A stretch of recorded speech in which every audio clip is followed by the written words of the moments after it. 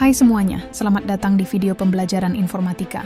Hari ini kita akan belajar melalui beberapa soal pilihan ganda yang seru. Bukan hanya menjawab soal, tetapi juga memahami konsep-konsep penting seperti berpikir komputasional, perulangan, struktur data, sampai logika dalam pemrograman. Yuk kita mulai soal pertama. Contoh penerapan berpikir komputasional adalah A. Mengulangi hafalan sampai ingat. B. Menyusun langkah menyelesaikan tugas dari yang termudah. C. Membaca buku tanpa mencatat. D. Menjawab soal tanpa berpikir. Jawaban yang benar adalah B. Kenapa? Karena berpikir komputasional berarti menyusun langkah-langkah yang efisien, logis, dan terurut.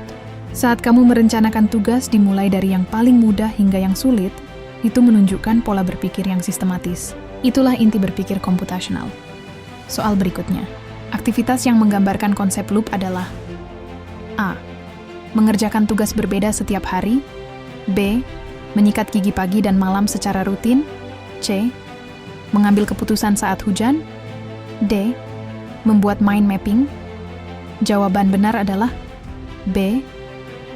Perulangan atau loop adalah kegiatan yang dilakukan berulang-ulang secara konsisten.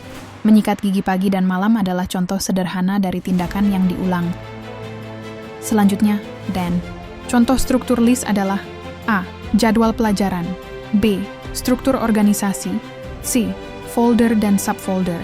D. Denah sekolah. Jawaban yang tepat adalah A. Struktur data list adalah kumpulan data yang disusun urut dari atas ke bawah, seperti daftar mata pelajaran pada jadwal sekolah. Berikutnya, aplikasi yang menggunakan struktur data graf adalah A. Kalkulator. B. Google Maps. C. Galeri foto. D. Kalender.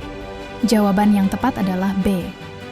Google Maps menggunakan struktur data graf karena peta adalah kumpulan titik dan jalur, mirip dengan node dan edge dalam graf. Ini digunakan untuk mencari rute tercepat. Soal berikutnya, jika nilai lebih besar atau sama dengan 75 maka lulus adalah contoh A. Perulangan. B. Seleksi logika. C. Tree. D. Boolean. Jawaban benar adalah B, karena ini menggunakan pola kondisi if-then. Maka termasuk seleksi logika, yaitu pengambilan keputusan dalam program.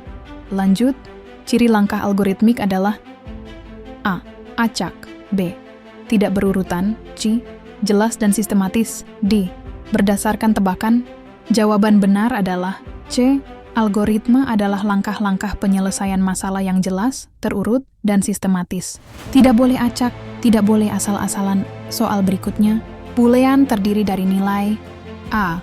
Huruf dan angka. B. Besar dan kecil. C. True dan false. D. Plus dan minus.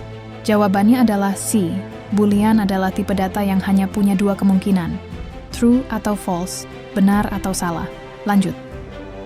Contoh struktur tree adalah A. Root atau jalur angkot. B. Folder dan subfolder. C. Daftar nama siswa. D. Daftar bahan makanan. Jawabannya adalah B. Tree memiliki struktur seperti pohon. Ada akar, cabang, dan daun. Folder dan subfolder memiliki pola yang sama.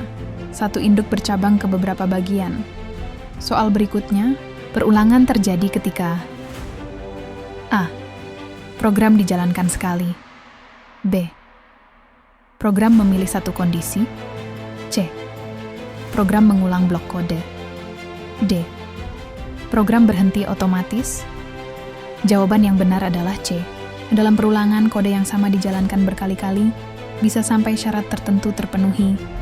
Soal terakhir, contoh penerapan seleksi logika adalah A. Mengurutkan nilai. B. Memilih data siswa dengan nilai lebih dari 80. C. Menjumlah kolom. D.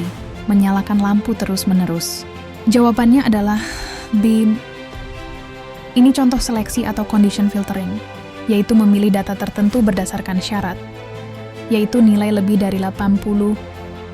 Nah, kamu sudah belajar banyak konsep informatika sambil mengerjakan soal. Semoga narasi ini membantu kamu memahami logika pemrograman dan struktur data secara lebih mudah. Sampai jumpa di video berikutnya.